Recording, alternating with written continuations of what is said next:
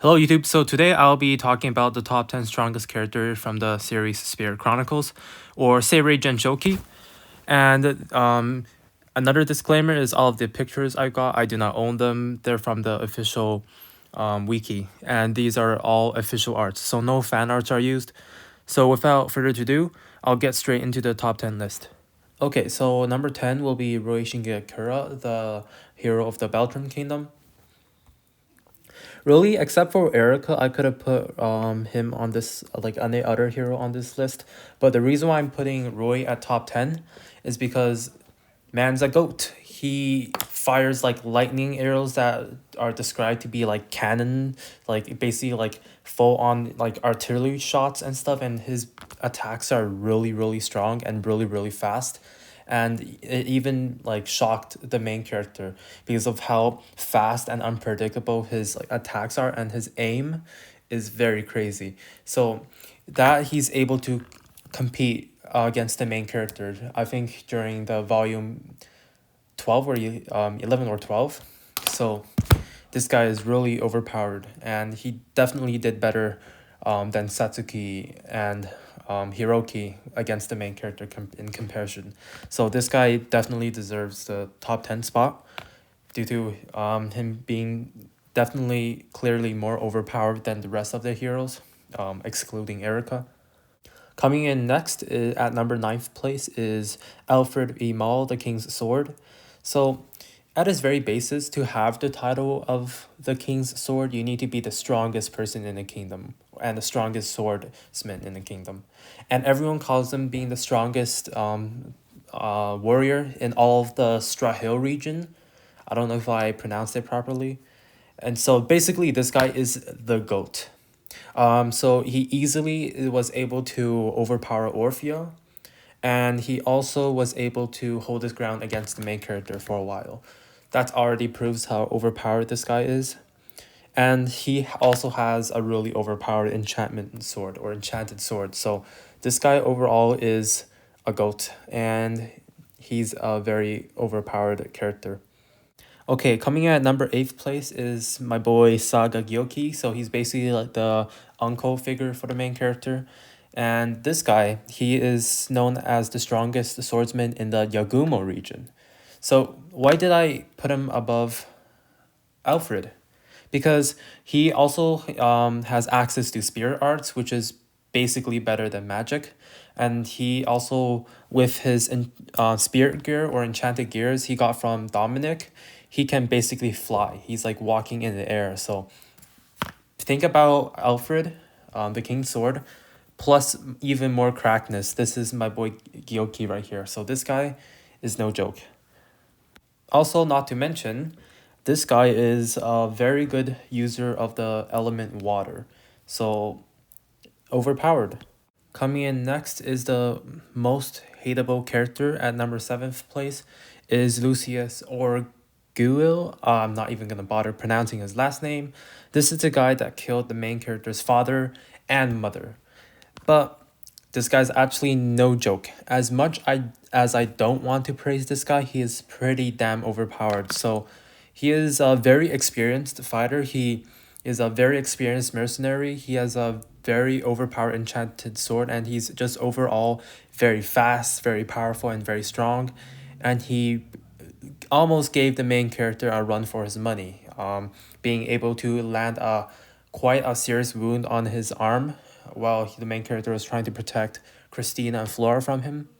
So this guy, he is honed from like years of battle experiences. He does not hesitate. He has the fighter spirit. He is very aggressive, very cocky, and just overall a very dangerous man. And he definitely deserves the title of the 7th place. He is also the leader of the mercenary group. I think it's called the Heavenly Lions. So overall, pretty overpowered guy. Okay, coming in at number 6 is the main antagonist of the story, Rise Vofe. At this point, I don't even know like if he's actually an antagonist or not, but overall, amazing character. Okay, now back to topic. This is actually a very hard one to do because we actually never seen this guy fight in full power. even when it seems like he's fighting in full power, it just doesn't seem right. So we do not know much about this character. That's one thing. But what we've seen so far, he's able to summon these shadow monster things, and he just seems to be like endlessly summoning them. He has some very mysterious powers, and he also seems to be aware of the existence of spirits, and he also seems to be able to use spirit arts. So this guy is very mysterious, and so not a lot is known about his power. But his impressive what's it called, things he's done, more impressive feats, is he was able to run away from the main character while Lucius was clapped, and he was actually able to survive a attack or encounter with Aisha, the absolutely menacing spirit. Like surviving an encounter slash attack with from Aisha already shows how OP you must be, because Aisha is like a different breed. So overall, he could be much higher on this list, but we do not know how powerful he is, as we probably never seen him in full power yet. But the story is still not finished, so we'll eventually see that. Okay, coming in at fifth place, we have the strongest hero out of all of the six divine heroes, because she's the only awakened hero, and it is Erika Sakuraba, and her element is earth. And what can I say? She's OP as hell. So I have not read volume 20 and 21, but I hear we can see her full power in there.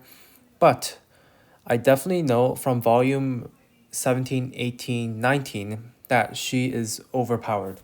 She got stabbed through the chest, like right through the heart, and she just like did nothing, literally did nothing to her. And also she was the character that managed to injure the main character the most, like almost to the point of she literally knocked him out, and he was mortally injured from fighting her. So she is just overpowered to the next level. So she definitely deserves the number 5 spot. Okay, so coming at fourth place is Sora, and I actually do not know much about her because the English translation for Volume 21 is not out yet, and she appears in Volume 21. So I actually do not know much about her, but according to the people on Reddit, they say that she is the most overpowered character other than Aisha and Rio. So I'll put her on fourth place. So coming in at third place is Nyctoproxia. So this guy is also another very mysterious character. We'll only see him fight once, which is also against the main character. And at first it seems like the main character had the upper hand, but it turns out he was going easy. The main character tried so hard against this guy, yet this guy was just playing around. So this guy must be some very overpowered stuff. And we have not seen him in full power, but this guy is some real, this guy emulates Chad energy. So this he's probably like even like more overpowered than like what we think he is. So he's definitely third place, and he could probably beat any other characters previously mentioned. And his powers are also very deadly looking. Like he had this sea of black fire and stuff. Oh, crazy stuff. Okay, before we get into our top two, I would like to do one honorable mention, which is Dryas, the tree spirit, or the spirit of the great tree. And we haven't seen her fight yet. That's why I cannot like properly rank her. We haven't seen what she's capable of.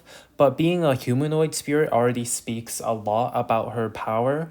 But she's definitely not as powerful as Aisha, because she only like probably knows like one element, as she describes.